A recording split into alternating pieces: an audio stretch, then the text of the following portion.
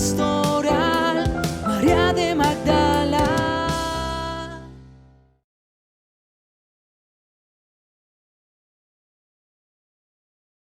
Una nueva creación y renovarás la faz de la tierra. Oh Dios, que has instruido los corazones de tus fieles con la luz del Espíritu Santo, concédenos que sintamos rectamente con el mismo Espíritu y gocemos siempre de su consuelo. Por Cristo nuestro Señor. Amén. San Pablo Apóstol, ruega por nosotros. Madre de la Divina Gracia, ruega por nosotros.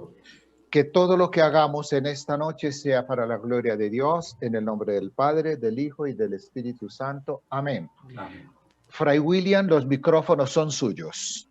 Muy bien, nuevamente pues muy buenas noches con todos ustedes. Creo que ya el hermano también está por allí, tenía más temprano problemas de conectividad. Ojalá que haya solucionado ese impasse. Lo que vamos a hacer es pues continuar un poquito con lo que ya de una u otra forma hemos venido viendo. Si mal no estoy, la semana pasada estuvimos viendo lo relacionado con el capítulo 7, concretamente el rechazo de la piedad externa. Capítulo 7, pues versículos desde el 1 hasta el 16. Por lo tanto, creo que también incluso hablamos un poquito del 17 hasta el 23, ¿verdad? Eso significa que lo que podríamos hacer ahora es básicamente abordar lo que está en relación con esta mujer pagana. Leemos el texto a partir del versículo 24 hasta el 30. Dice, salió de allí y se fue al territorio de Tiro y de Sidón. Yo tenía y tengo, les voy a presentar en este momento, aunque ya es un mapa que lo reconocemos, pero pues no está de más volverlo a presentar. Creo que ya están viendo, ¿verdad? Bueno, el código, perdón padre, el código de entrada es el 760476. Repito, para las personas que no han, pues si alguien llama, el código, es decir, la contraseña es 760476. Bueno. Sí. Bueno, gracias, padre. Entonces, volvamos nuevamente, pues aquí están viendo ustedes el mapita, este mapita. Buenas noches. Hola, Anita, ¿cómo le va? Buenas noches a todos. ¿Ya se solucionaron los problemas de conectividad o qué? Pues parece por ahorita, esperemos a ver. Ya. Entonces, volvamos nuevamente al texto. Dice, salió de allí y se fue al territorio de Tiro y Sidón. Tiro y Sidón, que lo tenemos justamente aquí. Eran puertos importantes de lo que en ese momento pues era la Fenicia, la región Fenicia. Hoy en día toda esa zona tiene como, bueno, toda esa zona no, parte de esa zona tiene como nombre el Líbano. Hoy en día es el país, el Líbano, que tiene una rivalidad con Israel y donde hubo pues la explosión, ¿se acuerdan ustedes? Hace cuestión de 2 meses, creo, una explosión muy grande en Líbano, en Beirut, la capital de Líbano. Un país en su mayoría cristiano, pero también con una gran presencia islámica. Allá hay un grupo terrorista, el Hezbollah, que permanentemente tiene contactos bélicos con Israel. Hezbollah que se mueve entre Líbano, Siria e Israel, ¿verdad? Entonces volvamos nuevamente al texto. Salió de allí y se fue al territorio de Tiro y Sidón. Entró en una casa y no quería que nadie lo supiera, pero no logró pasar inadvertido. Una mujer cuya hija estaba poseída por un espíritu impuro oyó hablar de él e inmediatamente vino y se postró a sus pies. La mujer era pagana y sirofenicia de origen. En la época de Jesús, pues, había una provincia, la provincia de la provincia sirofenicia, que abarcaba lo que hoy en día es Siria, o por lo menos parte de Siria, e igualmente lo que hoy en día es parte de Líbano. Es interesante porque en el Evangelio de Mateo no se habla de una sirofenicia, sino más bien de una cananea. Si ustedes leyeran el texto, este texto, pero en el paralelo de Mateo, se van a dar cuenta que Mateo utiliza la expresión cananea, cananeo, lo que demostraría que Mateo tiene una formación pues veterotestamentaria grande, y al mismo tiempo está empleando la palabra cananea para hablar de como de pagano, como sinónimo de pagano. En este caso, tal vez Marcos es como un poquitito más preciso, por decirlo así, porque está hablando de lo que realmente es la región sirofenicia. En cambio, Mateo va a emplear un término más en la línea o en sintonía con la tradición, con el tema de la tradición judía, quiero decir. Entonces, volvamos nuevamente al texto. ¿Ya? Una mujer cuya hija estaba poseída por un espíritu inmundo oyó hablar de él e inmediatamente vino y se postró a sus pies. La mujer era pagana y sirofenicia de origen. Le suplicaba que expulsara de su hija al demonio. Jesús le dijo: deja que primero se sacien los hijos, pues no está bien tomar el pan de los hijos para echárselo a los perritos. Ella le respondió: es cierto, Señor, pero también los perritos debajo de la mesa comen las migajas que tiran los niños. Entonces Jesús le contestó: vete, por lo que has dicho, el demonio ha salido de tu hija. Al llegar a su casa, encontró a la niña acostada en la cama. El demonio ya había salido de ella. Entonces ahí tenemos pues el caso de un exorcismo, pero la hermana tenía algunos datos en este punto para ver. Entonces básicamente estamos con un Jesús que salió del territorio. Jesús se mueve de un extremo a otro. Claro, eso lo pueden hacer obviamente los evangelistas que no están precisamente, como les hemos comentado en varias ocasiones, escribiendo una biografía en el sentido estricto de la palabra sobre Jesús, sino más bien están haciendo una especie de narración que va en sintonía o en la línea de la fe. Bueno, muy buenas noches para todos. Casi Buenas no me puedo noches. conectar, pero bueno, mientras me dure la conexión, aprovechémosla. Ah, Bien. bueno, qué bien.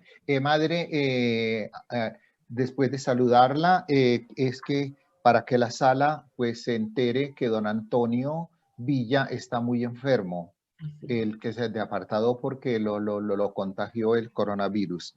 Y por una parte, y también pues William de Cali pues ya está mucho mejor, ¿no? Entonces sigamos orando por nuestros enfermos, porque es Muchas muy gracias. importante acordarnos de ellos en este momento. Sí. Pues Gracias, hermano. aprovecho también el dato para comentarles de que ayer falleció un fraile en el Perú. Ya van 7 en lo que va el año, y antes de ayer o tras antes de ayer creo, internaron también a uno. No está tan grave, pero pues digamos que está internado, ¿no? Pero ya los dominicos del Perú, la provincia del Perú, en lo que va del año va perdiendo 7 frailes. Por lo menos 5 de ellos creo que con el tema del coronavirus, ¿no? 5. Santo Dios. Sí. Santo Dios. Bueno. Y creo que a Gracias, todos nos padre. toca de manera cercana, ¿no? Sí. Sea directamente en la familia, amigos, conocidos, grupos de parroquiales, grupos de oración. Verdaderamente, nosotros también tenemos ahorita varias hermanas en cuidados intensivos. Entonces, creo que pues nos ponemos en las manos del Señor porque tenemos en Él solo nuestra esperanza. Bien. Por lo menos son hermanos en Cristo. Sí, Sí. todos hermanos. Sí. Sí. Bien, entonces, miren que aquí hay algo de interesante en el texto que comenzamos a trabajar hoy, y es que no lo podemos cortar del texto de la semana pasada. Aquí no vamos a cortarlo, no hay corte. hay continuidad, ¿cierto? Sería una gran perícopa que iniciaría desde donde comienzan a cuestionar a Jesús. En el capítulo 7 se reunieron junto a él los fariseos y algunos letrados, y posiblemente vaya hasta más allá, porque es como todo un texto grande para mostrarnos a Jesús en disputa con los fariseos y los letrados, pero por otra parte un Jesús que tiene que abrirse camino. Y aquí hay algo interesante. Es, por ejemplo, Jesús prácticamente que sale corriendo del lugar de conflicto. Vamos a cuestionar un poquito a Jesús. Y esto es interesante porque nos cuestionamos a nosotros mismos. Él estaba, digamos, en la parte judía, y es allí donde comienza esa controversia sobre la tradición de los mayores, de la que hablamos hace 8 días. Y Sí. Jesús respondió desde él y lo que él pensaba con su grupo, seguramente lo que él podía pensar con su grupo y diríamos lo que pensaban los cristianos, que no hay que matarse y amarrarse a las tradiciones de los hombres, sino que hay que ser fiel a la tradición de la Torá, a la ley, ¿verdad? Y luego va a hablar sobre lo que es la verdadera pureza, que es el texto anterior, e inmediatamente dice el texto en el capítulo 24, desde allí se puso en camino y se dirigió a la región de Tiro, que el padre William ya lo estaba presentando, entró en una casa con intención de pasar inadvertido. O sea, ¿se fue para qué? Para esconderse. Huyó, parece que huyó de Jerusalén, salió con la intención de pasar inadvertido, que no lo vieran, que no se dieran cuenta. Si quieren, comparemos con con Mateo. ¿Qué dice Marcos de Jesús? Hermana, ¿no sería que se fue de vacaciones al mar? De pronto puede ser, pero la intención era pasar inadvertido, entonces peor. Porque Sidón, Tiro eran dos puertos muy, muy importantes. El otro puerto importante en el norte de África era Cartago, ¿no? Sí. Pero Sidón, Tiro eran puertos muy importantes, lo mismo que en territorio filisteo, por ejemplo, era Ashkelon, ¿no? Ashkelon, Laquish, y en territorio pues judío era Cesarea Marítima, pero Cesarea Marítima, básicamente, aunque también Jaffa o Jope, ¿no? Sí. Sí. Entonces diríamos, Jesús sale huyendo, podríamos decir. Sale huyendo, pues ustedes dirían, no, a Jesús no lo podemos cuestionar, pero cuestionemos a los cristianos. Del conflicto salimos huyendo muchas veces y necesitamos un impulso. Y se dice, por eso se dice que la Sirofenicia se constituye en la matrona o en la partera, diríamos mejor, de la misión universal en Jesús. Si Jesús no sale hacia allá y esta mujer no lo empuja, pareciera que Jesús no se abriera a la misión universal, porque solo después de esto se va, como vamos a verlo más adelante, se va a la región de la Decápolis. Es como que ella lo invitó a salir de lo que, porque las palabras de Jesús ahorita vamos a leerlas, ¿no? Cuando le dice que no hay que darle el alimento a los cachorros, es muy interesante. Entonces diríamos, muchas veces se huye de los problemas, se huye de las situaciones, pero sin embargo hay que estar abierto porque allí, en ese lugar, puede estar ¿qué? El impulso hacia algo nuevo, hacia algo diferente, hacia algo novedoso. Miren que hay unos audios que se llaman Un Tal Jesús, no sé, yo creo que varios de ustedes los han oído, grabados por los hermanos Vigil, algo así, que es como unos audios españoles o unos videos muy interesantes que a veces en esa emisión de los domingos por RCN temprano los colocan, que creo que siempre los colocan, yo no he oído últimamente, pero creo que el padre William sí lo escucha, ¿no? El padre Leiner. Eso, ahí Sí. hay unos audios, unos audios que colocan, y colocan, sí, con yo me acuerdo mucho de este audio porque también yo lo oí hace muchos años en la universidad, y es como cuestionan a Jesús cuando se va, ¿cierto? Y quiere pasar escondido, y le dice, pero ¿cómo así? Igual que con la mujer hemorroísa, ¿no? Pero ¿quién me tocó? Algo así, la pregunta, y los discípulos le dicen, no, pues hombre, ¿cómo así? ¿No? Pasar como desapercibido en esta situación, es como muy chistoso, además alguien tan conocido, pero es gracias a la mujer que Jesús se abre a la universalidad. Entonces nosotros tenemos dos mujeres interesantes. en los evangelios. O dos pueblos, si ustedes quieren, porque podrían estar representando más bien pueblos. Una es la Sirofenicia, o la cananea, como la llamamos nosotros también, y otra es la samaritana.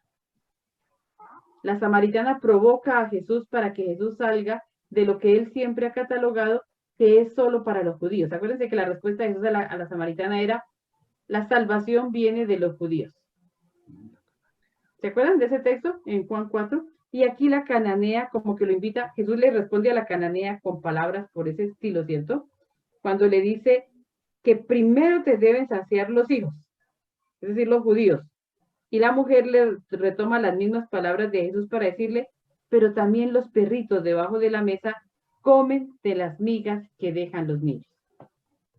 Ahí está la invitación fuerte de esta mujer o de este pueblo, porque puede ser este pueblo, a Jesús a salir de, diríamos nosotros, de algo más centrado en su propio pueblo, ¿cierto? De una religión que se cree que era solo para los judíos, o de una salvación que se creía que era solo para los judíos, y de abrirse a lo universal. Entonces, gracias pues al empuje de la mujer, porque la mujer está ahí desde cuando Jesús llega hasta cuando se va de esa región. El pretexto es la niña endemoniada. El pretexto es la niña endemoniada. Diríamos, eso es un pretexto para mostrar cómo Jesús también mediante mediaciones humanas, podríamos decir, de otros que ayudan a Jesús, él se abre a lo universal y puede orientar su misión hacia otros rumbos. Igual que nosotros necesitamos que otros nos hagan ver lo que solos no vemos. No sé si el padre William ahí quiera aportar algo más. Ahora, hay también un elemento que no se puede dejar de lado, y es que en el Evangelio de Mateo probablemente se vea con mayor claridad, ¿no? Y es una especie como de, tal vez la palabra no suene bien, pero una especie como de conversión también de parte de Jesús. Entonces, si Jesús, por ejemplo, tiene la capacidad, pues, de ampliar sus horizontes, su visión, con mayor razón los que siguen justamente a Jesús, ¿no? Los seguidores de Jesús. Más o menos en esa línea, en ese sentido. Sí. O sea, porque a veces nosotros diríamos, no, él ya nació con todo orientadito, Jesús. Y Jesús no, todo estaba ya predestinado, todo ya estaba listico, como lo decimos muy bien. Pero nosotros también tenemos que saber que en su humanidad, porque Jesús es divino y humano, ¿cierto? En su humanidad hay un proceso que se va haciendo. Y es el proceso de ir descubriendo los caminos por donde debe él orientar la misión, ¿cierto? Los caminos. Y en ese discernimiento siempre hay otros que nos ayudan. En este caso, la Sirofenicia se constituye en una mujer que empuja. Por eso muchos biblistas, muchos estudiosos la llaman la matrona de la misión, la matrona de la universalidad de Jesús, la matrona de la misión. Entonces vamos a leerlo con un poquito más de atención. Primero que todo sabemos que entró en una casa con intención de pasar inadvertido, pero no logró ocultarse. Y está la palabra ocultarse. Yo no sé si en el griego está así exactamente, que lo que quería era ocultarse. Shekel traduce, no logró ocultarse. ¿Sí? Yo no sé cómo traducen sus Biblias. No logró ocultarse. A ver, en el 7:14, ¿no es cierto? A ver cómo lo estamos traduciendo nosotros, de paso que aprovechamos para revisarlo. 7:24. Perdón, 7:24. No logró pasar inadvertido. Eso tengo yo. No logro pasar inadvertido. No logró. A ver. La Biblia de Jerusalén. Nosotros estamos traduciendo de la siguiente manera. De allí, pero, habiéndose levantado, se marchó hacia los confines de Tiro. Y habiendo entrado en una casa, a ninguno quería haber conocido o haber sido conocido por ninguno, ¿no es cierto? Y no fue capaz de haber estado oculto. Ujú. Exactamente, es algo que tiene que ver con el querer ocultarse, así lo traduce Shekel, ¿no? No logró ocultarse. Entonces, una mujer que tenía a su hija poseída, es decir, una mujer pagana, si nos dicen que era una sirofenicia o una cananea, aunque aquí nos dice, el texto de Marcos dice que era una mujer pagana, y si nos dicen pagana, sabemos que es alguien que no era de su tradición religiosa, que no era de la tradición religiosa de Jesús, ¿es cierto? Es decir, una mujer de otra religión, de otro culto. Y además dice que era griega. Que era griega, puede decir también que era griega, exactamente, es decir, que Pero fuera de griega, otras griega culturas. es que es, sí, es decir, griega de cultura tal vez. Ujú. Porque el texto no dice, en ningún momento utiliza la expresión griega. Sí, en el mío sí. Sí. En el 25, esta mujer era griega. A ver, en el 24, en el El 25. 26. El 26. En el 26 hablan de ella. Depende de la traducción, porque A dirá ver, en el 26, vamos a ver cómo aparece en el... Fenicia Siria, yo creo que era una mujer Ajá. sirofenicia, Sí, o griega. Fenicia Sí. Siria. Sí, dice griega, es verdad, dice griega. ¿Sí? Sí. Bueno, entonces estamos las dos cosas, o sea, pagana en cuanto a lo religioso y natural de otra región, o sea, de sirofenicia o griega, debe decir entonces. Es decir, por los dos lados no es de la cultura de Jesús. Por un lado... Dice, la mujer, pero la mujer era griega. Ajá, sí, tiene toda la razón, era griega. O pagana o gentil también, porque la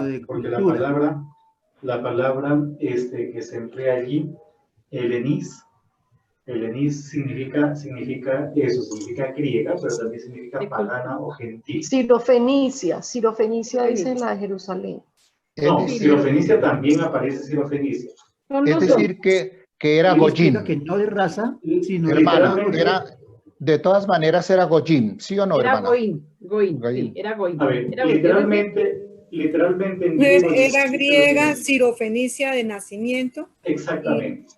Así dice la Sí. Jerusalén. Ah, sí, era griega. Todo hace parte de los atributos de la señora, es decir, era griega o pagana, no era judía. Uno. Y dos, era natural de otra región.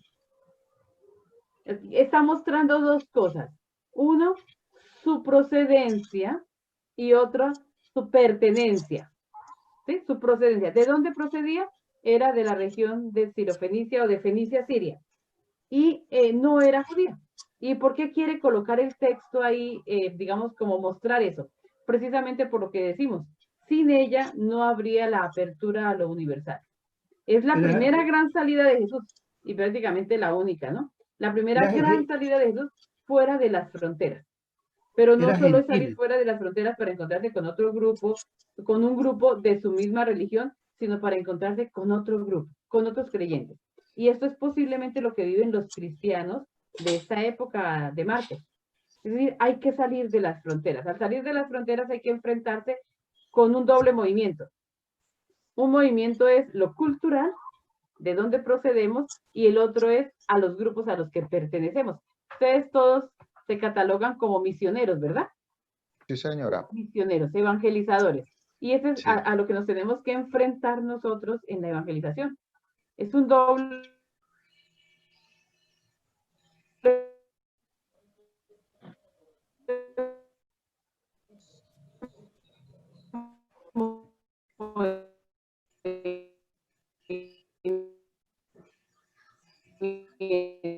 por un lado Ay, es ya la hermana le gente está que no es fallando de la nuestra conexión. cultura. Pero por otro lado, si queremos decir, y por otro lado tenemos los religiosos. Sí, tengo problemas. Hermana, Sí, es el... En todo caso, Jesús la vio griega y le curó la hija. Griega, pero en cuanto a cultura se refiere. ¿Ya? Porque no por raza, sino por cultura. Era una mujer, pues pagana, literalmente pagana, porque el término en griego helenis significa Helena en cuanto a griega, pero también significa pagana o gentil. Esas también son... ¿Perdón? Fray William, Sí. me pregunto si en la intencionalidad de quien escribió esta narración, ¿por qué Jesús escoge a una extranjera y no escoge a una coterránea suya, a una judía? Porque eso no es gratis. ¿Escoge o Jesús es escogido más bien? ¿Escoge en qué sentido? O sea, ¿por qué, por ejemplo, el autor, quiero decir, sí, el autor, ¿por qué colocó aquí a una sirofenicia? ¿Sí? Esa tal vez sea la pregunta, Luis Alberto. O sea, ¿por qué el autor? Sí. Porque, es decir, lo que sucede, lo que está pasando es que el autor está jugando básicamente con dos tipos de personas, con dos tipos de creyentes. Hago un pequeño paréntesis. La carta a los Gálatas, como en alguna ocasión les hemos comentado, es probablemente el escrito más autobiográfico de Pablo. Pero también la carta a los Gálatas es de los años 50, por lo menos unos 20 años antes del Evangelio de Marcos. Y la carta a los Gálatas nos muestra una tensión muy grande que existió en los comienzos de la iglesia entre los cristianos provenientes de la gentilidad, los famosos judaizantes, y los cristianos provenientes del paganismo, los helenizantes. ¿Ya? Los helenizantes. Pedro es el encargado de evangelizar a los provenientes de la circuncisión, mientras que Pablo es el encargado de evangelizar a los provenientes, pues, del mundo gentil o del mundo pagano. Podríamos decir que la postura oficial de la iglesia era una postura circuncidante o una postura judaizante, mientras que una postura alternativa o un pensamiento alternativo estaba constituido por el movimiento de Pablo, por Pablo y por las personas que formaban parte de ese movimiento. Y aunque suene un poco exagerado, podríamos decir que la versión oficial o la visión oficial de la iglesia desapareció.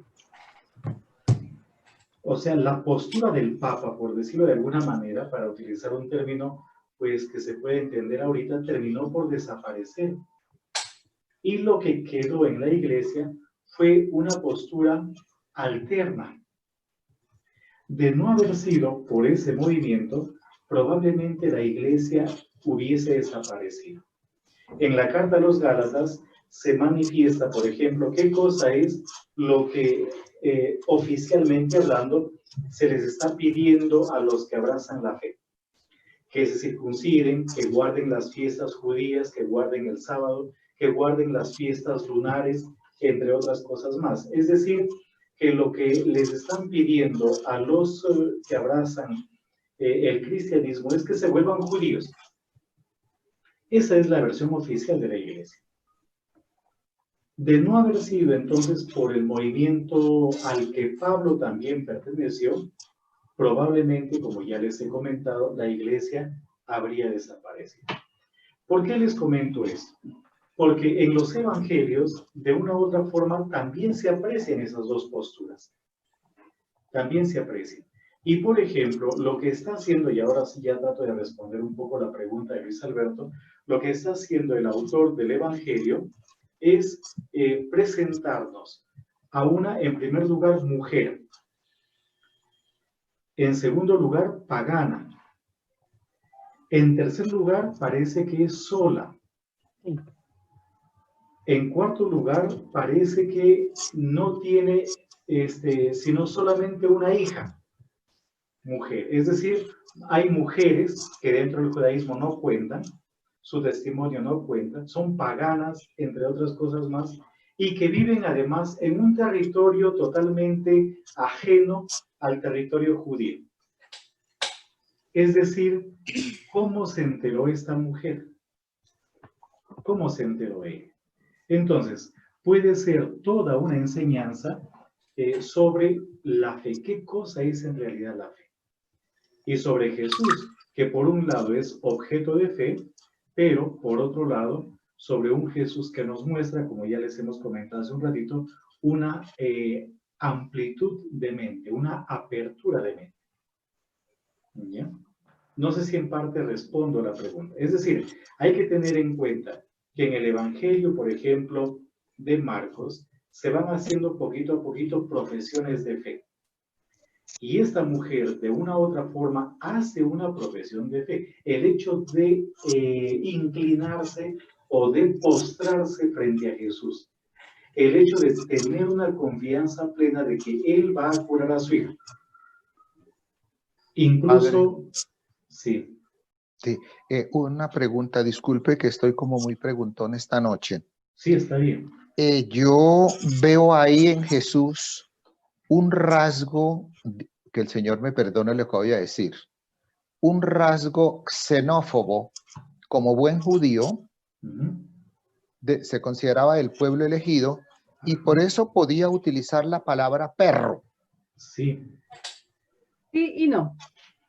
Vea, uy, saltó la madre. Bueno, sí, no, bueno. ¿Por qué? Yo lo capto así. Porque seguro que eso hay que tenerlo bien clarito, es la experiencia de los primeros cristianos, lo que dice el padre William. Entonces, más bien, los primeros cristianos de corte judaizante sí se sintieron que eran los elegidos de Cristo, podríamos decir, los verdaderos seguidores de Cristo. Y abrirse a la universalidad no fue tan fácil. Miren, ¿qué les parece, perdón Anita, qué les parece si miramos el texto de Mateo? ¿Ya? Porque ahí aparece también justo lo que menciona Ana Francisca, pero miren, vamos a los cachorros. Y lo que menciona Luis Alberto. Miren lo que dice Mateo. En el capítulo 15 de Mateo. Ya, Jesús se fue de allí y se retiró a la región de Tiro y Sidón. O sea, aquí uno se da cuenta de que Mateo está leyendo el texto de Marcos. Esto es evidente, lo está leyendo. En esto, una mujer cananea, ¿ven? No habla de mujer helénica, de cultura helénica y sirofenicia, sino cananea. O sea, aquí nos está demostrando a nosotros que el autor de Mateo está muy familiarizado con la terminología judía. Y él está empleando la palabra cananea, que eran los habitantes anteriores a Israel, para hablar justamente o como sinónimo de pagano. Y luego dice, en esto una mujer cananea procedente de aquellos lugares se puso a gritar. Yo no sé, aquí la experta pues, en judaísmo es Ana Francisca, yo no sé si, por ejemplo, el término cananeo se empleaba o no en la época de Jesús, probablemente ya no. Eso significa de que él estaría reviviendo tal vez un término tremendamente antiguo. Si fuéramos verdaderamente al término que se empleaba en la época era Celesiria. Celesiria. Celesiria es el nombre de la región. Porque Palestina no existía. Acuérdense que Palestina viene con el emperador Adriano mucho después que vamos a hablar de Palestina. Y Canaán, pues eso ya había pasado. Entonces se hablaba era de Celesiria. Un término, es un anacronismo. El término de Mateo es un término anacrónico. Es como si yo hablase, por ejemplo, de los chipchas, ¿no? ¿Chipchas o muiscas? Muiscas, porque el pueblo... que hablan chipcha. Eso, muy bien.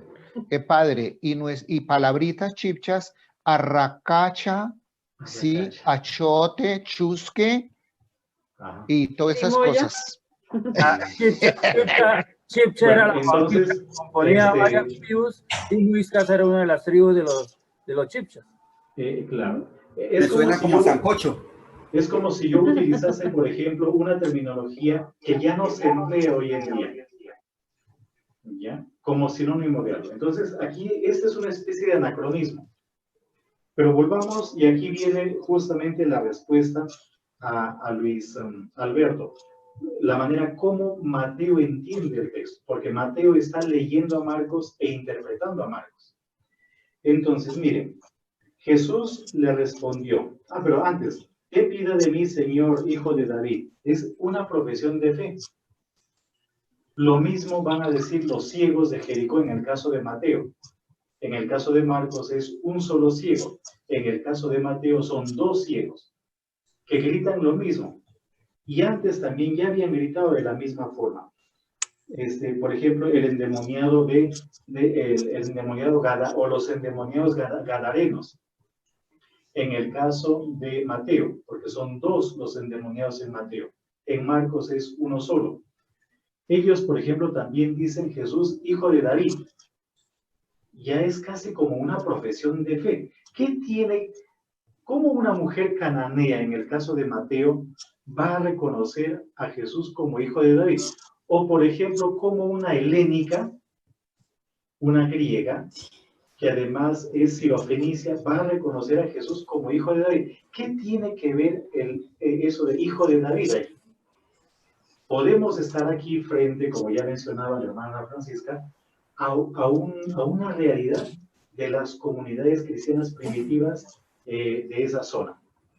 ¿Ya? De las comunidades cristianas primitivas de esa zona. Podemos estar justamente frente a esa realidad. Pero miren lo que dice Mateo. Jesús no le respondió nada, pero sus discípulos se acercaron y le decían, atiéndela porque viene gritando. Algo similar a lo que sucede con el ciego de Jericó, según Marcos, y los dos ciegos de Jericó, según Mateo. Y Jesús responde de la siguiente manera: Dios me ha enviado solo a las ovejas perdidas del pueblo de Israel. Ahora, hay que leer Mateo y nos damos cuenta de cómo, por ejemplo, Mateo hasta acá, incluso en las recomendaciones que les da a los discípulos. Veamos un poquito antes en el Evangelio de Mateo las recomendaciones que les da a los discípulos en el envío. ¿Ya? En el capítulo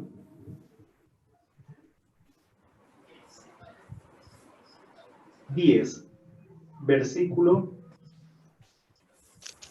5, dice: a estos 12 los envió Jesús con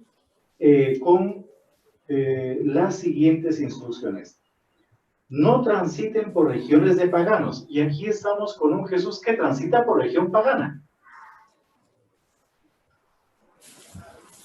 ¿verdad? O sea, se está contradiciendo. Versículo,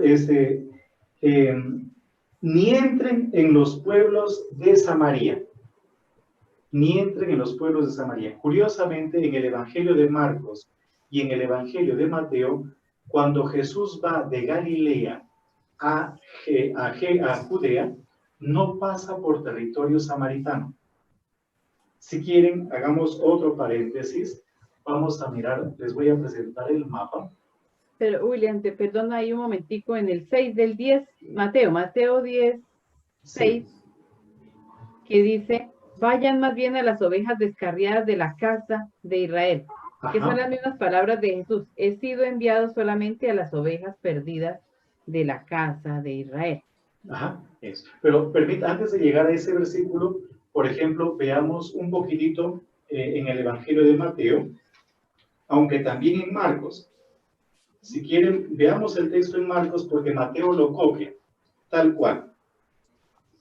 En Marcos vamos a ver el texto en el capítulo, ya les digo,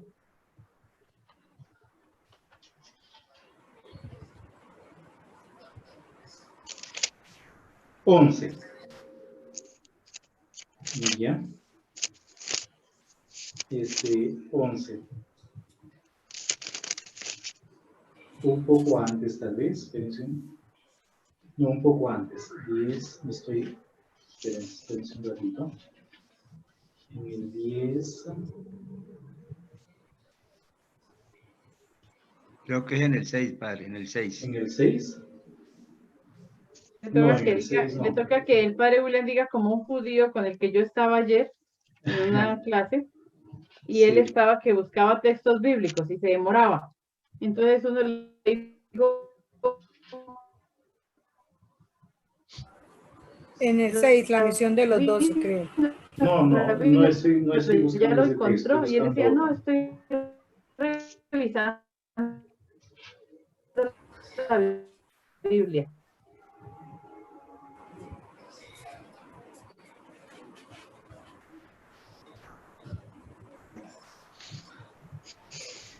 A ver, lo voy a buscar en Mateo. Mateo, capítulo. Capítulo.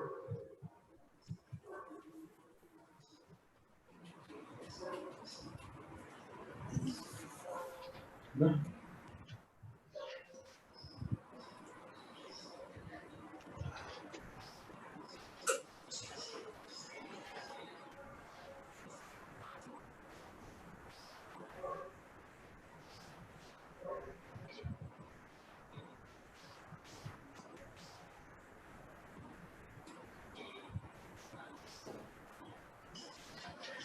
Si me pasó, yo no la encuentro.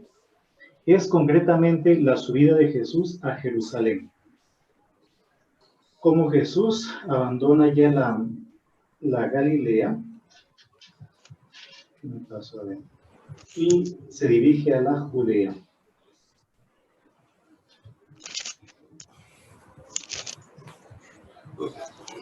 En Lucas Él es entra el a Jerusalén capítulo en 9. 11. ¿Perdón? En el capítulo 11, ¿será que es entrada mesiánica en Jerusalén? No. A ver, en Lucas es el capítulo 9. Vamos a buscar los paralelos de Lucas, ¿ya? Ahorita les digo. Lucas capítulo 9. Exactamente. 9 capítulo,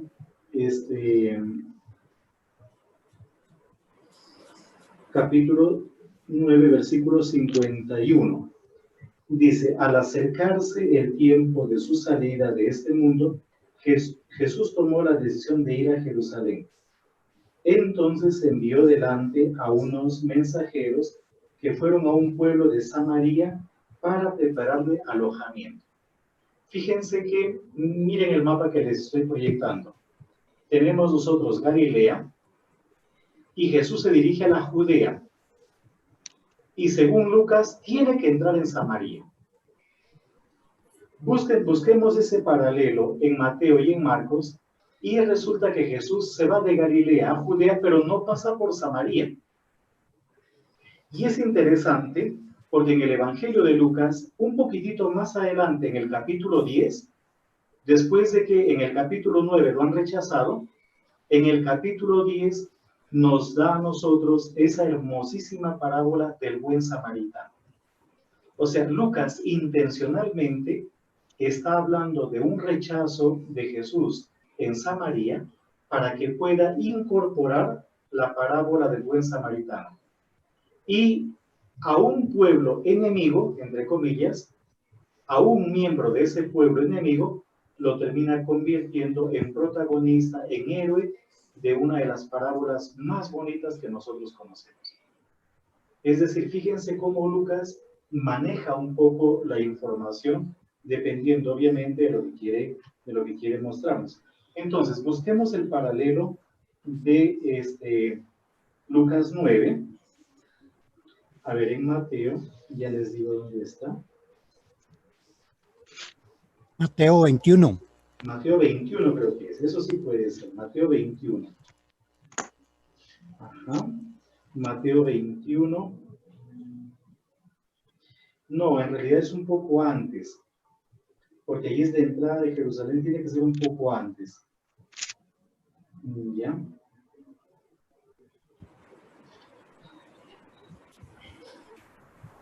Y en Marcos también, el texto en Marcos. A ver, espérense, tiene que estar por aquí. Dice, literalmente dice que Jesús se va de Galilea a Judea, pero por el otro lado del Jordán, para no entrar en territorio samaritano.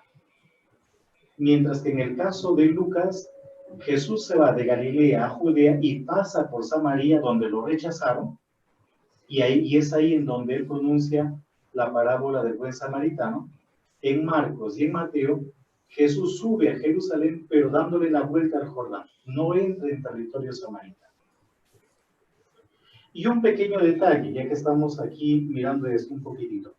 Por ejemplo, si mirásemos el libro de los Hechos de los Apóstoles, en el capítulo 1, versículo 8, si la memoria no me falla, ese versículo es visto como una especie de índice del libro de los Hechos de los Apóstoles.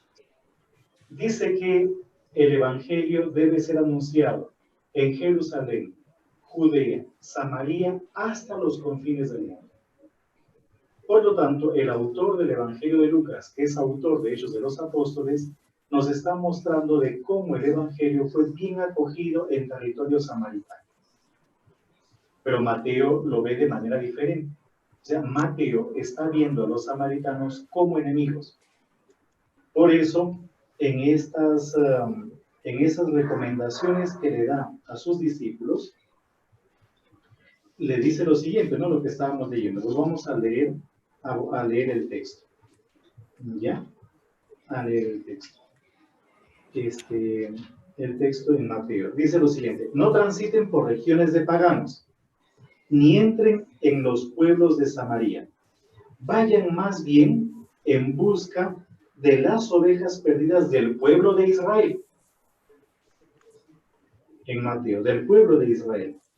Vayan y proclamen que está llegando el reino de los cielos. Sanen a los enfermos, resuciten a los muertos, limpien leprosos, expulsen demonios. Gratis lo han recibido, entréguenlo también gratis. Es un texto preciosísimo. Por lo tanto, si nosotros leyésemos, por ejemplo, el Evangelio de Mateo, que al mismo tiempo es una interpretación de Marcos, el autor de Mateo está interpretando Marcos, en cierta manera él es coherente, tremendamente coherente.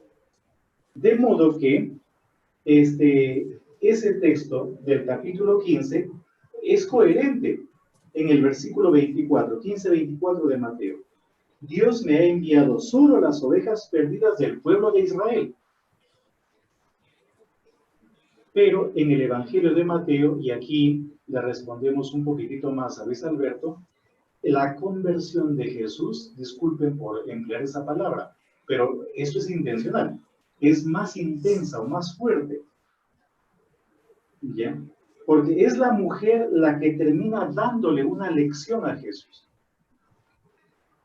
Una lección desde la fe que tiene la mujer.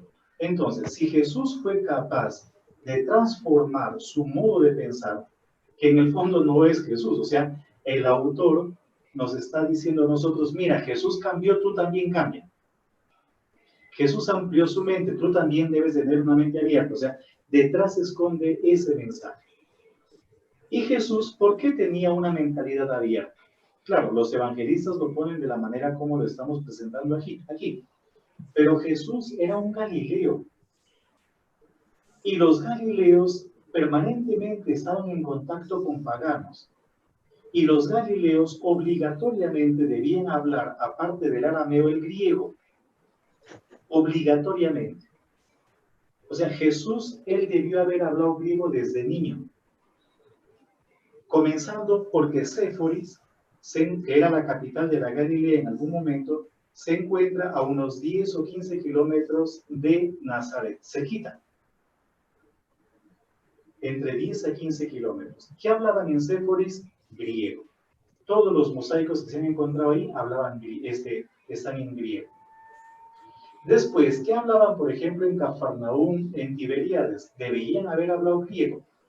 En Cafarnaúm deberían haber hablado griego, porque en Cafarnaúm se encontraban las mesas de recolección de impuestos y tanto para judíos como para paganos, ¿verdad? Pero también por la zona de Armagedón estaban los caminos que unían la vía Maris con Damasco o con la vía Regia, por donde transitaban pues todo el mundo. ¿Qué hablaban las personas? Griego.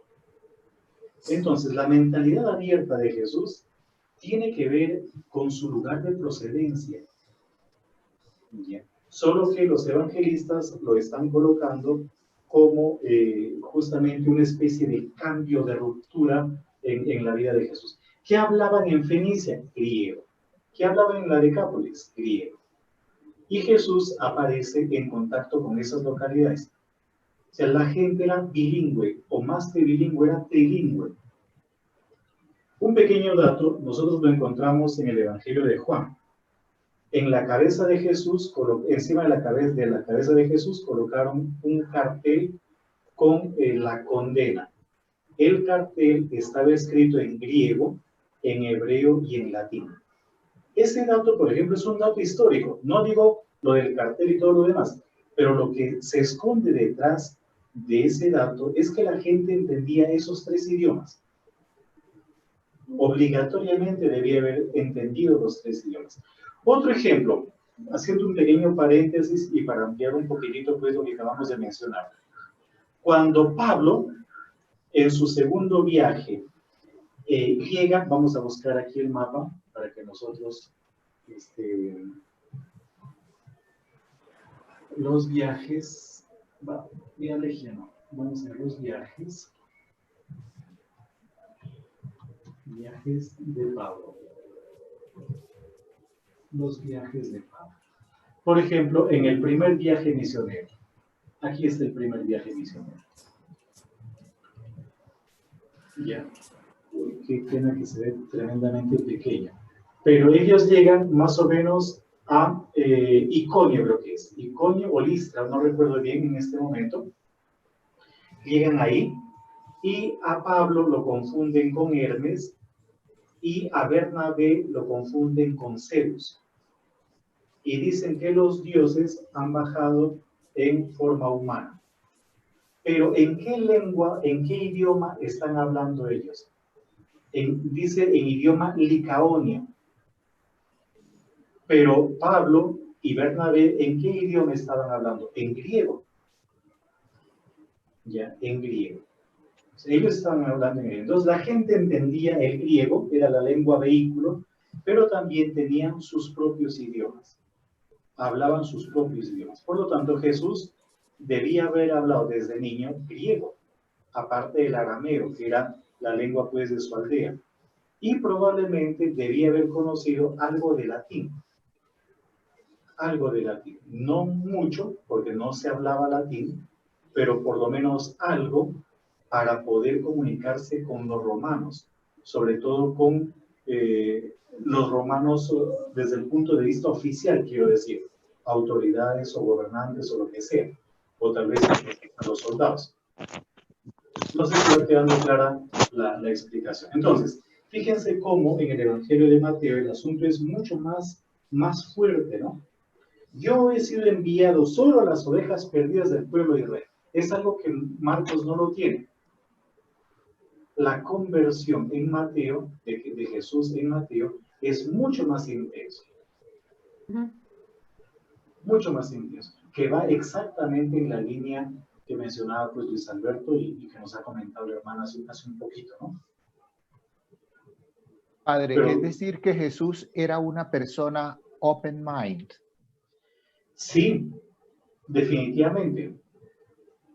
¿Ya? Igual que Pablo, por ejemplo. Yo en alguna ocasión comencé a escribir un artículo, pero lo dejé porque ya me metí en otras cosas. Pero ¿por qué Jesús tenía una mentalidad abierta? Porque era inevitable. Yo les cuento una anécdota, ¿no? Eso nos lo contó un profesor, un jesuita, un profesor de moral. Y nos decía lo siguiente, que en un seminario, hace años, obviamente, pues esto me imagino que poquito después del Vaticano II, que es estaban evaluando a unos seminaristas y para el diaconado, creo que no. Y le preguntaron a uno, y le dijeron, ¿tú le darías la comunión a una persona divorciada y vuelta a casar? Y dijo, sí, yo sí le daría.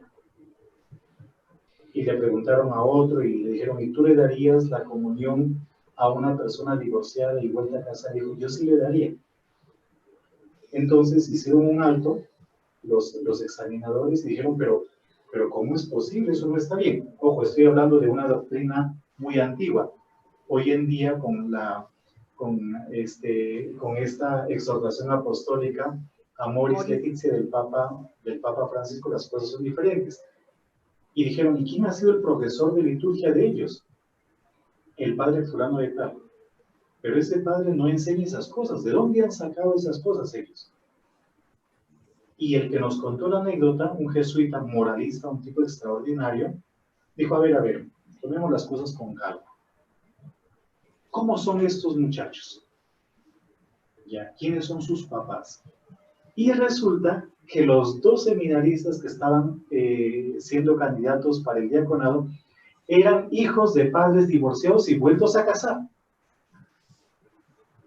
Entonces, uno mira la realidad a veces desde la realidad en la que se encuentra. Entonces, estos muchachos que podrían haber recibido una doctrina, como ya les estaba comentando, pues un poquito antigua tal vez ahora, ¿no? Para nosotros, pero que era el modo de enseñar, ellos ya miraban las cosas desde su propia realidad. O sea, ¿cómo le voy a negar la comunión a mi papá o a mi mamá? ¿Verdad? Entonces, ¿por qué Jesús, por ejemplo, pudo haber tenido una mentalidad abierta? Al margen de si eso no es el Hijo de Dios, no nos vamos a meter en esa discusión ahorita, sino también por su lugar de procedencia. Era una persona, o eran personas que estaban obligatoriamente en contacto con gente de otras regiones.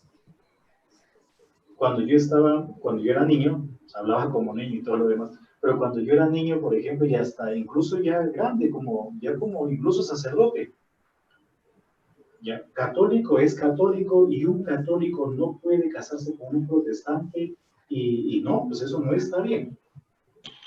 Y resulta que cuando me fui a Europa a estudiar, y no solamente a Europa, sino cuando ya estuve viviendo en Jerusalén, en Europa yo veía en algunas zonas que un papá era católico, el otro era protestante, y los hijos, unos eran católicos, otros protestantes, y en Jerusalén el papá era musulmán, la mamá cristiana, y los hijos, pues unos cristianos y otros musulmanes. Entonces, mientras uno no entre en contacto con una realidad que le saca de sus propios esquemas, uno puede terminar con una mirada fija y no es capaz de adoptar otra visión. Entonces, la mentalidad abierta de Jesús no solamente es por la parte divina que todos nosotros le podamos dar, muy al margen de eso, también influye mucho su lugar de procedencia. Y Pablo es igualito. Pablo es igualito. Y además, porque a Pablo hay que meterlo en Damasco.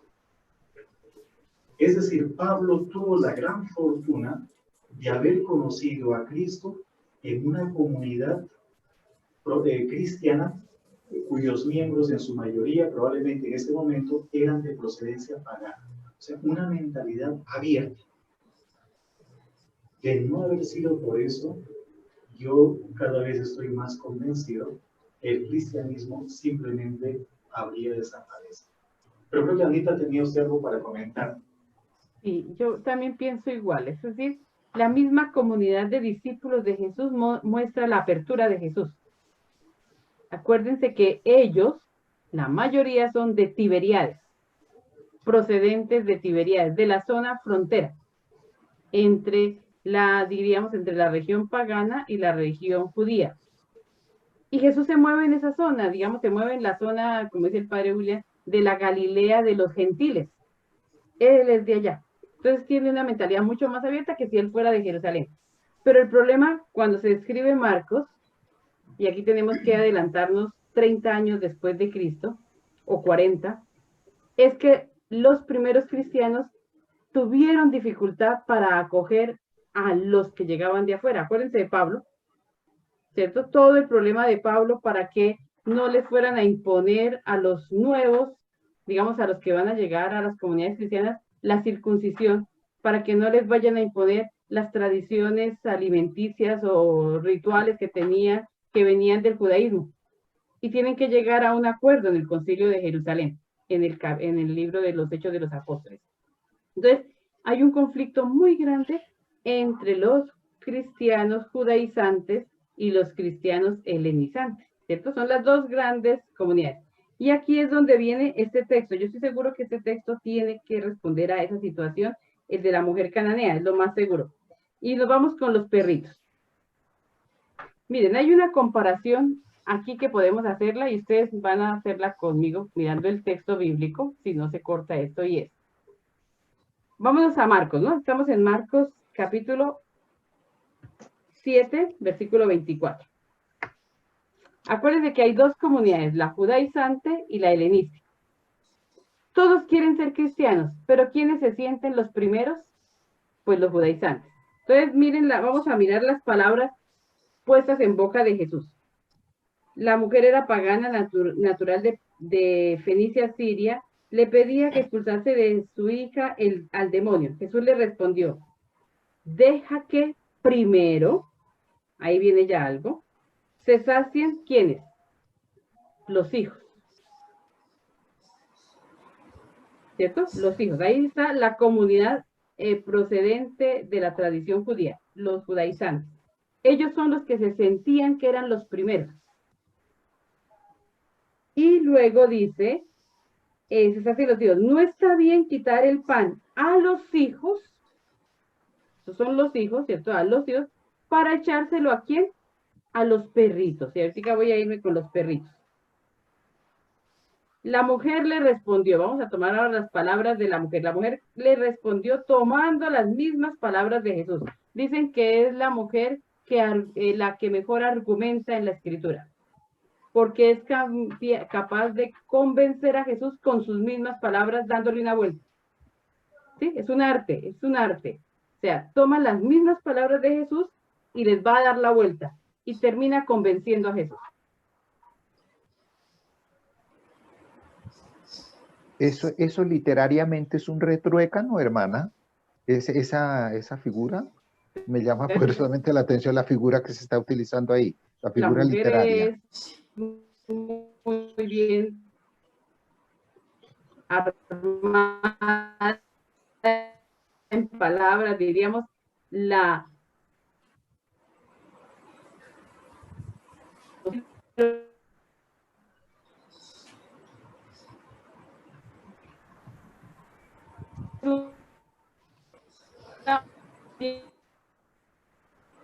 La hermana otra vez se nos quedó sin señal. Otra vez Vale. perdimos. Otra vez. ¿Puede ser que me oyen? ¿Ahora sí? Sí, Apago sí. mi cámara mejor. Ahora sí, ahora sí. Sí.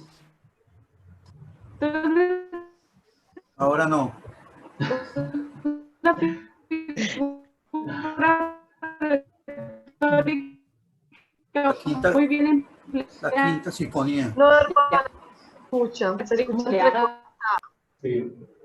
Hoy día está como medio Acuérdense, mala señal. no pensemos en un pueblo. Bueno, parece que volvió.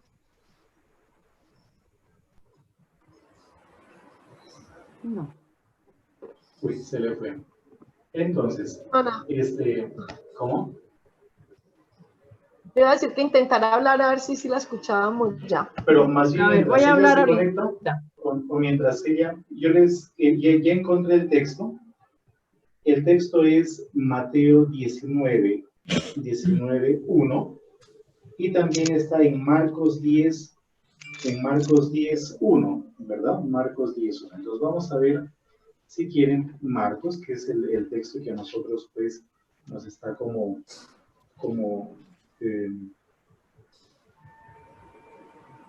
ahí está, 10:1, dice lo siguiente. Jesús partió de aquel lugar Ya, entonces les coloco nuevamente el mapa. Y dice, Jesús partió de aquel lugar y se fue a la región de Judea. O sea, es evidente que ya deja la región norteña y se va para la Judea, a la otra orilla del Jordán. Eso, por ejemplo, es un rompedero de cabeza. ¿Por qué al otro lado del Jordán? O por el otro lado del Jordán. ¿Qué cosa es lo que dice en Mateo 19? Exactamente lo mismo. Cuando Jesús terminó ese discurso, salió de Galilea y se dirigió a la región de Judea, a la otra orilla del Jordán. ¿Estás segura? Ni idea, Cristóbal, pero apague el micrófono. A la otra orilla del Jordán, por acá. En cambio, el paralelo, por ejemplo, en Lucas, nos muestra a un Jesús entrando en territorio samaritano. Lo desprecia, no importa que lo desprecie, no interesa. Es más, a pesar de que a Jesús lo terminan despreciando, él coloca a un enemigo como protagonista. Y aparece el pasaje del buen samaritano. En el Evangelio de Juan tenemos algo similar también. En el Evangelio de Juan, en el capítulo 4, solo que a la inversa. Lo digo de memoria, si quieren ver ustedes el texto. Dice, cuando Jesús se enteró de que había llegado a oídos de que él hacía más discípulos y bautizaba más que Juan, me salto el versículo 2, abandonó Judea y volvió a Galilea. Tenía que pasar por Samaria. Y ahí viene todo el relato de la samaritana. Y llega un momento en el relato de la samaritana en que dice, es que los judíos no se tratan con los samaritanos. Y la mujer le dice, ¿cómo tú siendo un judío me pides de beber a mí que soy samaritana? Pero ¿cómo termina el pasaje de la samaritana? Termina con una frase de Jesús a sus discípulos. ¿Ya? ¿No dicen ustedes que 3 meses más viene que viene la siembra y 3 meses más, creo que, viene la siega? Pues levanten los ojos y vean que ya los campos están blanqueando, algo así, o están amarillando, algo así.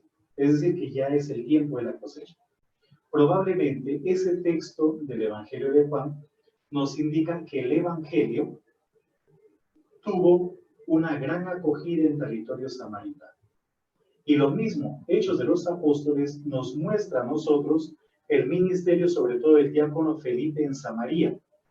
Parece que efectivamente el pueblo samaritano o el territorio samaritano acogió prontamente el Evangelio. El Evangelio logró enraizarse. Entonces, por eso es que el autor del Evangelio de Lucas nos muestra ese tipo de relatos. En cambio, Mateo nos muestra a un Jesús que no entra en territorio samaritano. ¿Ya? Pero para hacer justamente más evidente la amplitud de mente de Jesús. Sí, Anita, ahora sí lo escuchamos.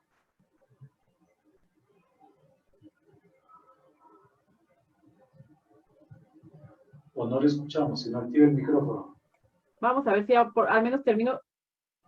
Sí, ya lo activé. Vamos a ver si ahora sí al menos puedo terminar mi idea. Bueno, siquiera que somos 2 y que el padre William está ahí y nos vamos pasando la voz. Entonces, decíamos nos que iba a hablar de los perros. Exactamente. Y luego dice, miren, la comunidad helenística es tratada como niños. ¿No? Porque voy a hablar es de la mujer que convierte las palabras de Jesús, que las revierte. ¿Cierto? Entonces dice, Señor, también los perritos debajo de la mesa comen de las migas que dejan caer los hijitos o los niños. Y Jesús inmediatamente le dice que por haber hablado así, ¿cierto? Por lo que has dicho puede decirte que el demonio ha salido de tu hija. Sí, aquí no vamos a hablar del demonio, porque sabemos que eso es un pretexto que sirve para que pueda llegarse a comunicar los cristianos de un lado y los cristianos del otro, diríamos, los dos grupos, o Jesús y la mujer cananea. Entonces, ¿quiénes son los perritos? Los perritos es una manera de tratar a los paganos. El pueblo de Israel tiene horror digamos, no les gusta, no tienen, normalmente no deberían tener ni siquiera los judíos modernos, ¿cierto? Perros, porque los perros son considerados unos animales inmundos. Sí, esos no están entre los puros o impuros, no, porque esos no tienen nada que ver que si se comen o no se comen, sino que los perros de por sí son vistos como algo que no debe ser en una casa. Inmundos, y ya voy a explicar por qué. Entonces, los paganos son tildados de perros. Perros. Jesús no le da el título a ella de perros, sino de cachorritos, de perritos, ¿cierto? O sea, ellos son vistos como unos perritos que apenas empiezan, pero de todas maneras voy a hablar es de los perros. ¿Qué tienen los perros que para que sean detestados por el judaísmo? Igual que el cerdo.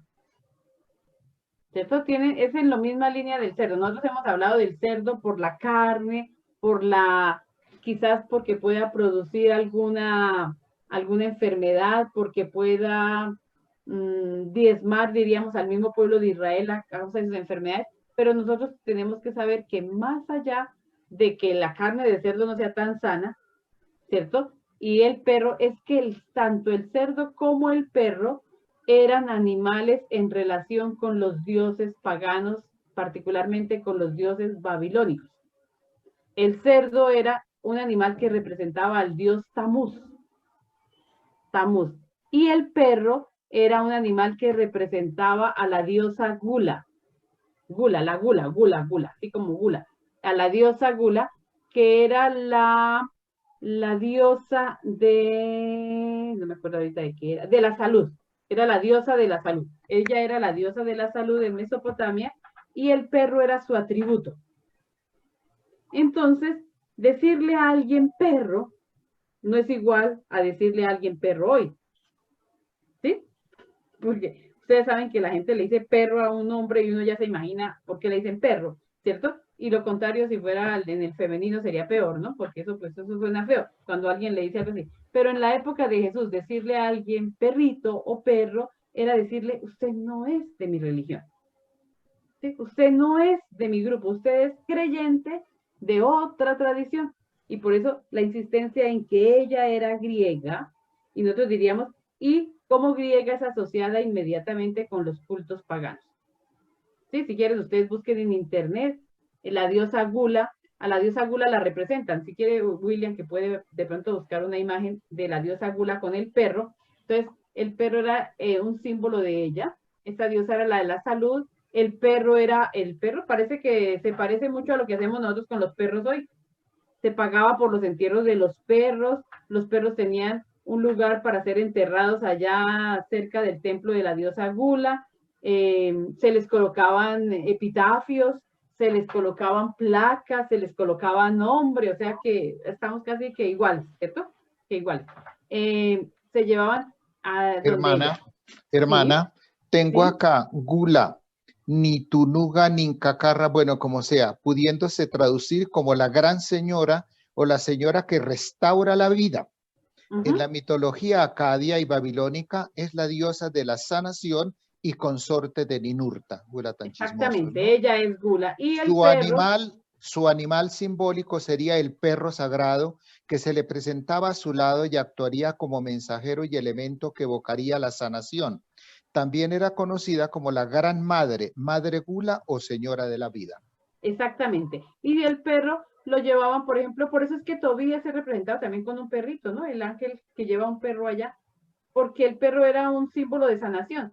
Y también, por ejemplo, digamos, Lázaro, ¿se acuerdan? Que lo lamían los perros, era porque los perros eran un símbolo de sanación y el sentirse, el que el perro lamiera las heridas, era, digamos, poderse sanar.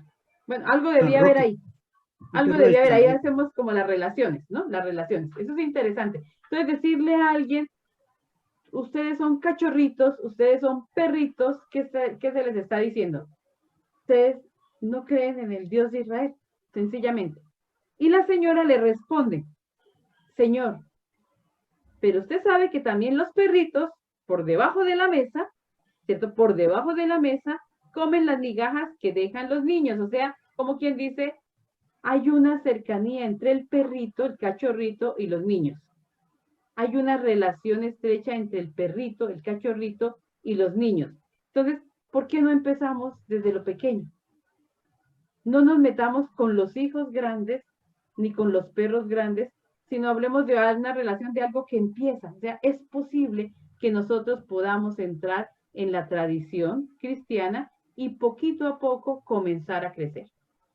Las migajas también es un símbolo muy bonito. A los hijos se les da el pan, o sea, a los judíos. A los paganos se les dan migajas. Porque las migajas es como cuando se dice que el pan de cebada y el pan de trigo, ¿cierto? A los judíos pan de trigo, pan entero. A los paganos pan de cebada y de migajas, porque no los podemos atragantar con todo. ¿A dónde llega el texto? A que Jesús resulta exaltando a la mujer. Es decir, la mujer está dispuesta, miren lo bonito, la cananea está dispuesta a ocupar un segundo lugar. No es de primera, no es los hijos. Ella es de los chiquitos, diríamos, ¿no? ¿Cierto? Y está dispuesta a recibir migajas.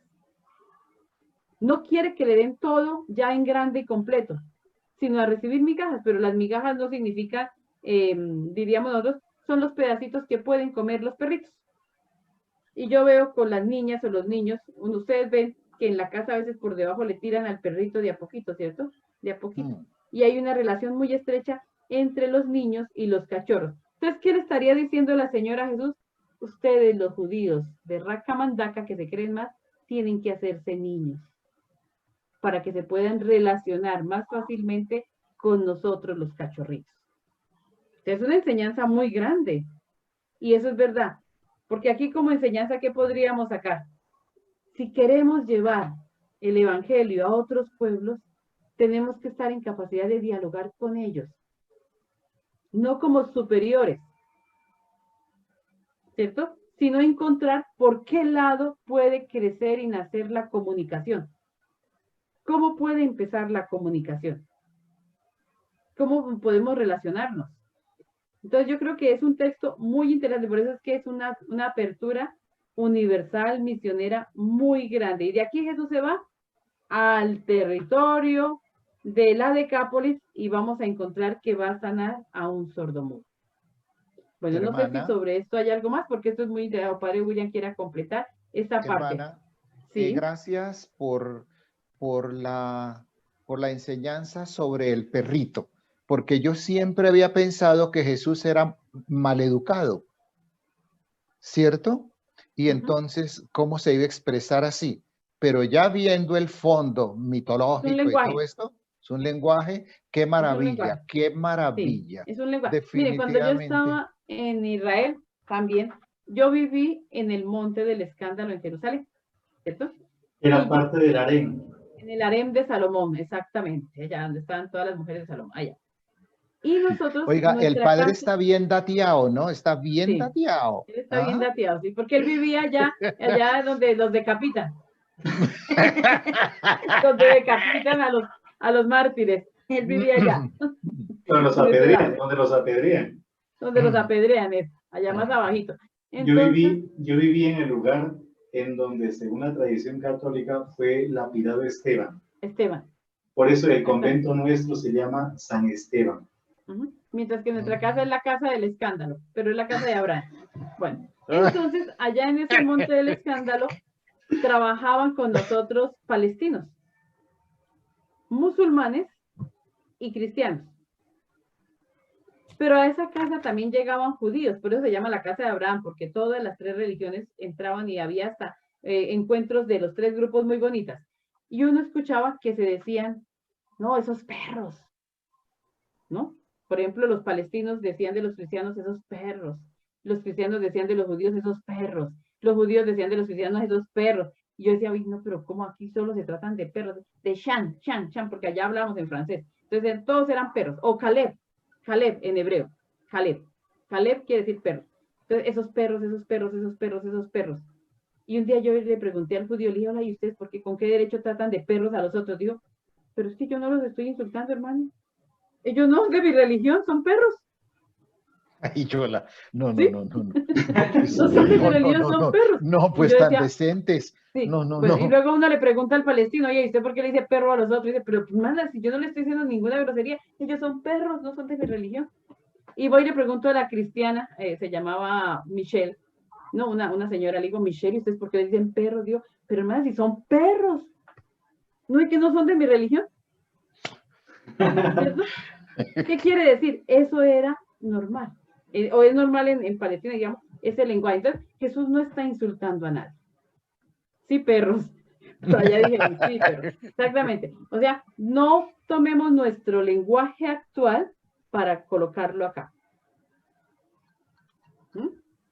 Para colocarlo acá. Lo que sí tenemos que decir es que hay que entablar, porque pues aquí no se trata de tratar a uno de perro o no, sino pensar en que es posible la comunicación, pero hay que saberla, hay, ¿cómo se dice? Hay que darle la vueltica a las cosas para poder dialogar. Nosotros en Colombia no sufrimos por eso. No sabemos lo que es ser minoría en un país mayoritariamente musulmán o, por ejemplo, de otra religión, judío, ¿cierto? Nosotros no sabemos eso. Pero a veces nos encontramos en situaciones donde tenemos que conocer al otro, su lenguaje, y podernos entender. Porque eso, por ejemplo, allí los cristianos son una minoría y ellos saben que tienen que, así como dice el padre William, con pinzas hacerlo todo, ¿cierto? Pero los palestinos también saben que tienen que ir con pinzas. Y los judíos también, si no quieren herir sensibilidades. Entonces, hay un lenguaje. ¿Y qué hubo, perrito? ¿Cómo está mi perro? Ah, sí. Eso es muy colombiano. Claro, y también, padre, es que, por ejemplo, en Colombia, aquí se dice, no, es que ese es un perrunchis, ¿no? Ese es un perrunchis. Y entonces, pero ¿sabe por qué? Porque es que, pues, el varón tiene la virtud del perro, es fiel. Sí, convencido. Bueno, ahora ya vamos a entrar, después del lenguaje perruno, vamos a escuchar a Mariela que quiere preguntar algo.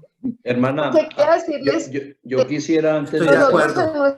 Yo quisiera antes de seguir pastoral con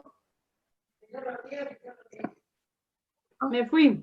que nosotros, es que pena, cortar el tema, que nosotros en nuestro trabajo pastoral, cuando nos toca acercarnos a comunidades indígenas, en comunidades indígenas, es eso, es acercarnos de tú a tú, de perritos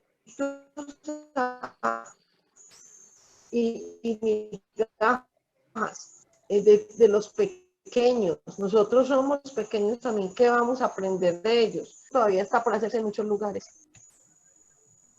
Sí, William. ¿Sí te escucho? Sí, lo que pasa es que es como que se me va la señal otra vez. Fray William, ayúdenme. Pero me parece que Julio hermana, César iba a decir algo también. Sí, yo quisiera que ya que hablamos tanto del perro comparado con la gula diosa de la salud, ¿por qué también un poquitico del cerdo? Ya, el cerdo. El cerdo era el animal que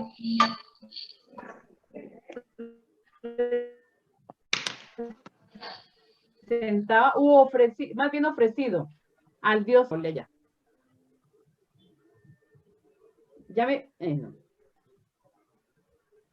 No se entendió lo que dijo, hermano. No, entonces decía, a ver si ahora sí, voy a apaga la cámara, Dina. Apagar mi cámara. Ahora sí, de pronto. Ya, a ver si ahora sí. Ahora sí. ¿Sí? Entonces decía que el cerdo es un animal que era ofrecido al Mus en Babilonia. O sea, hacía parte de la carne sagrada, de la carne ofrecida al dios Tamuz. Y también a Tamuz se le representaba a veces con un cerdo al lado. Entonces, ¿qué quiere decir esto? Que el cerdo también es un animal pagano. Pagano. Acuérdense que también ellos veían, por ejemplo, los judíos también llamaban cerdos a los paganos. No solo perros, también cerdos. Entonces, diríamos que por ahí va. Pero, digamos, es más conocido lo del cerdo que lo del perro. Es mucho más conocido lo del cerdo que lo del perro. Entonces, por ejemplo, en la lista de animales puros e impuros de Levítico 11, uno sabe que muchos de los animales impuros prohibidos para la alimentación de los judíos tienen que ver con alguna relación con dioses paganos con la magia o con, digamos, cuestiones de superstición. Y ahí sería interesante hacer una investigación. ¿Sí? Por ejemplo, el murciélago es un animal asociado con la brujería. Con la brujería. Entonces, uno diría, casi que la mayoría de prohibiciones tienen que ver con animales que no son aceptados popularmente por el judaísmo. No sé si me alcanzaron a ir eso. Sí, muchas gracias, hermano. Ah, bueno, listo. Pero listo. también hay otro elemento, por ejemplo, en el Antiguo Testamento hay algunos animales que no se deben consumir. Por ejemplo, los pescados o los peces que no tienen escamas, después las aves calvas, ¿verdad? Las aves calvas. Y las aves calvas, ¿qué pasa con las aves calvas? Pues son carroñeras. ¿O qué pasa con los pescados que no tienen escamas? Pues normalmente son pescados que comen cosas que no son buenas, ¿verdad? Que no son buenas. Y lo mismo, por ejemplo, los animales que tienen la pezuña partida. No dice exactamente el cerdo, sino que habla de animales que tienen la pezuña partida. Y obviamente el cerdo es un animal que tiene la pezuña partida. Pero propiamente dicho, no emplea la palabra cerdo. Porque el cerdo es un animal muy, muy dañino. O sea, el cerdo es un animal que tiene una de las carnes más saludables, porque la carne está separada de la grasa. Pero el cerdo también es un animal que cuando se enferma, su enfermedad es tremendamente complicada. Por ejemplo, no sé si lo conocen en Colombia con el mismo nombre, la tequina.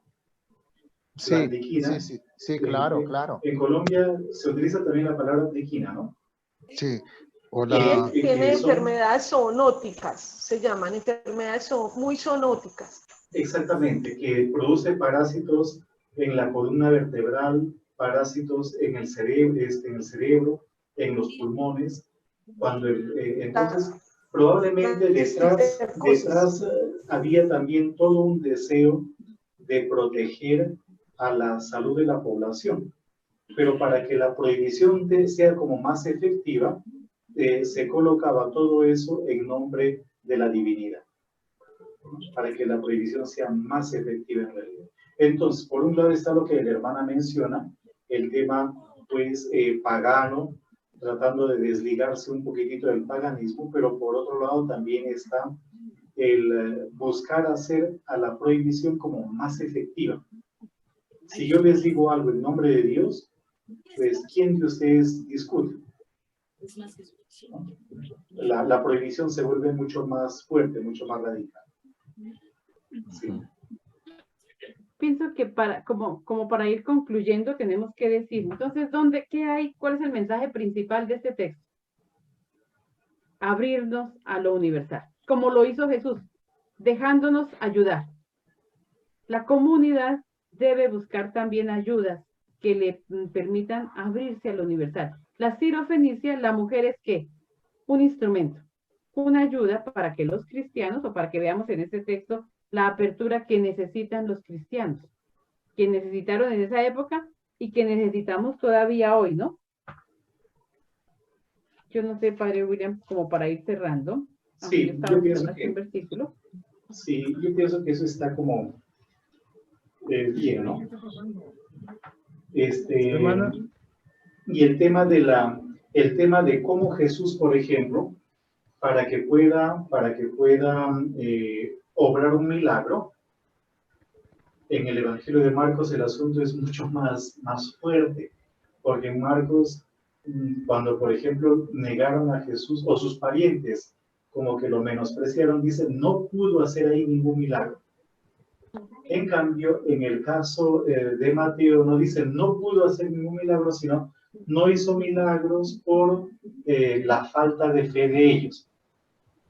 Entonces, fíjense que aquí tenemos a una extranjera, a ver, que tiene muchas dificultades. Primero es mujer y ya de por sí es una dificultad.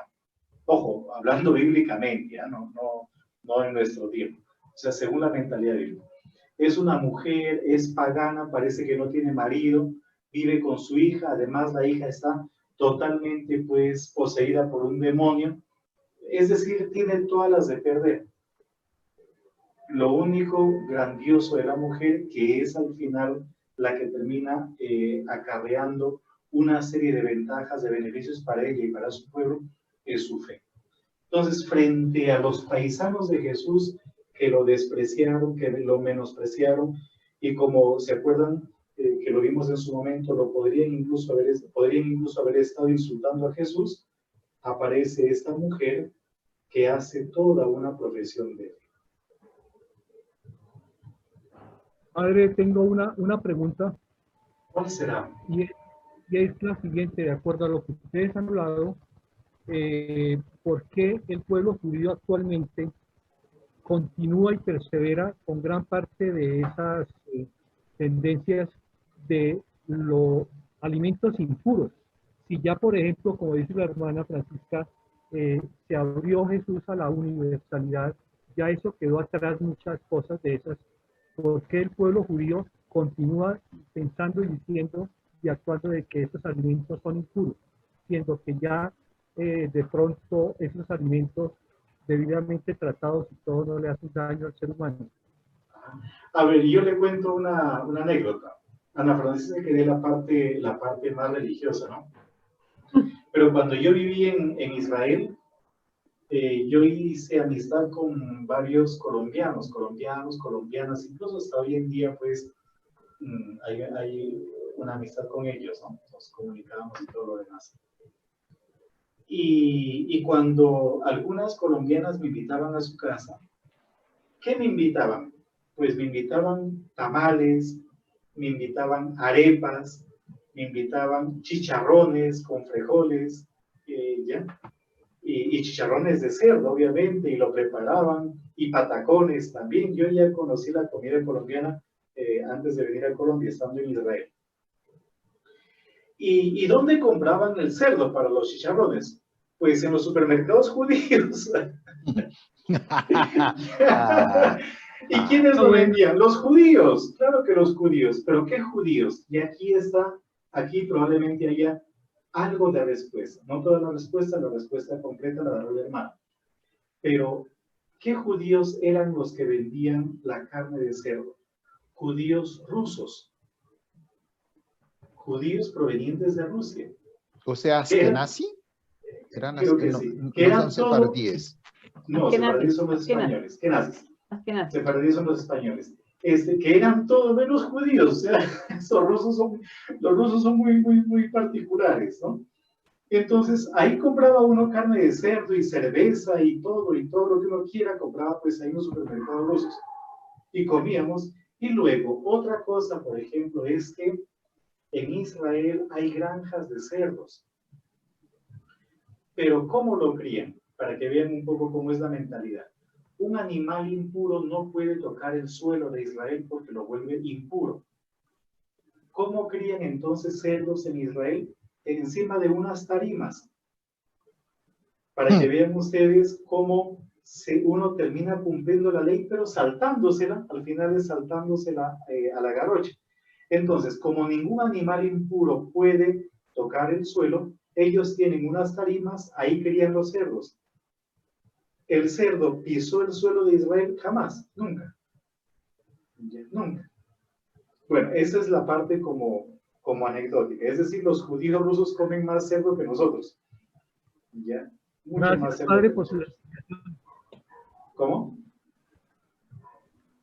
Gracias, Gracias, padre, pero- por sus explicaciones. Pero podríamos decir que también, pues, como son fieles a la Torá es su ley, pero también el Talmud, pues, porque hay judíos ortodoxos, diríamos, la ortodoxia sigue el Talmud y sigue la Torá. Eso sigue la Torá y sigue el Talmud. Y allí se indica qué se come y qué no se come, porque para los judíos, y yo creo que también para nosotros, ¿cierto? Nosotros somos lo que comemos. ¿Sí? Entonces, pensamos lo que comemos, dicen ellos, ¿cierto? Y creemos lo que comemos. Uy, O sea, qué la tal. comida nos hace ser, nos hace ser. De ahí que la comida esté tan ligada para ellos con los ritos litúrgicos. No hay fiesta litúrgica que no tenga sus platos propios, porque todo debe ir como en armonía, ¿cierto? Lo que yo consumo, como lo que yo pienso y lo que yo creo, debe encontrar unidad, debe encontrar unidad. Y el cerdo siempre quedará como algo que no debe ser, igual que otras cosas que no consumen ellos, como no revolver la leche y la carne, como muchas tradiciones. Entonces, es un pueblo fiel a las tradiciones dietéticas, eso sí, es un pueblo fiel. Y así forman a sus niños, así forman a sus hijos. Nosotros no nacimos así, acuérdense bien. Nosotros desde el inicio, nosotros como iglesia, somos abiertos. Y esos son los primeros relatos prácticamente en Hechos de los Apóstoles. Esas fueron las grandes discusiones. Y nos mostramos como un pueblo abierto. Porque este texto que acabamos de ver la semana pasada también nos ilumina. No es lo que entra, sino lo que sale de nuestro interior. No es lo que entra, sino lo que sale de nuestro interior. Bueno, yo creo que con eso sí podemos concluir. Detrás de esa frase que mencionó Ana Francisca se esconde también toda una problemática de las primeras comunidades sobre la alimentación. O sea, ya había una discusión muy seria, muy complicada sobre el tema de la alimentación. Bueno. Muy bien. Gracias, padre. Gracias, hermana. Esta noche ha estado de lujo, como siempre. No, pero lo mejor fue lo de los perritos. Lo de los perritos. Sí. Ay, no, eso fue. Eso La fue joya de la corona. la joya de la corona, sí, señor. Ya saben que existe la fiesta gula. Gula, sí. Eso decía Diógenes de Sinope, ¿no? Sí. El del barril. El que se busca un hombre con la linterna. Sí. Pero él también, porque a él le decían el cínico. Quínico. El perro. El perro. Y él decía, ¿por qué soy perro?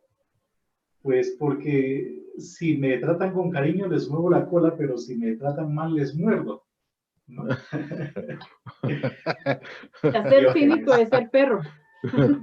Claro, la filosofía cínica es la filosofía de los perros. Literalmente en griego es perro, ¿no? Bueno. Padre Marco Tulio, ¿está en sala, por favor? Nos vemos ¿cuándo? La otra semana. Sí, no, señor. En 15 días. En 15 días, sí, En 15 claro. días. Ay, no. Sí. Otro lunes sin ustedes. Otro lunes sin nosotros, sí. Es decir, el 9. Nos vemos fatal, el 9. Toda que nos mande una foto al grupo de WhatsApp para no olvidarlos ese día. Ay, pues dile que se olviden 8 días. Gracias. O sea, para tenerlos más pendientes. Ya. Padre Marco Tulio, ¿está en sala? Sí, señora, aquí estoy. Por favor, un saludito y la bendición. Bueno, por favor. Queridos perritos. No, ese sí fue el colofón. No, ese sí fue de oro. No, tenaz. Muchas Pero gracias. en Colombia es como muestra de cariño, ¿no? Eso es lo que yo he notado. Sí. Parcero. No, Hoy, Dios mío, sacamos todo el vocabulario. También he escuchado. Sí, pero cuando le digan perrunchis no lo están halagando. No. Bueno, muchas gracias, Padre William, hermana Ana Francisca, muy amables a todos los que estuvieron presentes y les doy la bendición. El Señor esté con ustedes. Y con los espíritus. Y la bendición de Dios Todopoderoso, Padre, Hijo y Espíritu Santo, descienda sobre ustedes. Amén. Muchas gracias y una feliz noche. Un abrazo para todos.